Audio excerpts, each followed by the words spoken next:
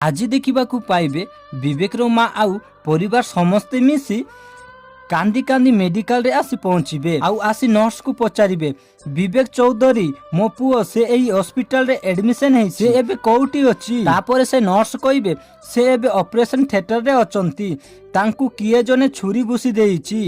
ଏହା ଶୁଣି ସମସ୍ତେ ଆଶ୍ଚର୍ଯ୍ୟ ହେଇଯିବେ। ତାପରେ ବିବେକର ବାପା ପଚାରିବେ ତାକୁ କିଏ ଏଠି ଆଣି ଆଡମିସନ କଲା। ଠିକ୍ ଏହି ସମୟରେ ସୁନୈନା ଆସିବେ ଆଉ କହିବେ ମୁଁ ଆଡମିସନ କରିଛି ବିବେକ ବାବୁଙ୍କୁ। ତାପରେ ବିବେକର ମା ସୁନୈନାକୁ କହିବେ ଶାଶୁ ଆଉ ତ ସ୍ୱାମୀ ମିଶି ମୋ ପୁଅ ଉପରେ ଆଟାକ କରିନାହାନ୍ତି ଆଉ କହିବେ ତୁ ହାତ ଧୋଇ ମୋ ପୁଅ ପଛରେ କାହିଁକି ପଡ଼ିଛୁ ସବିତା।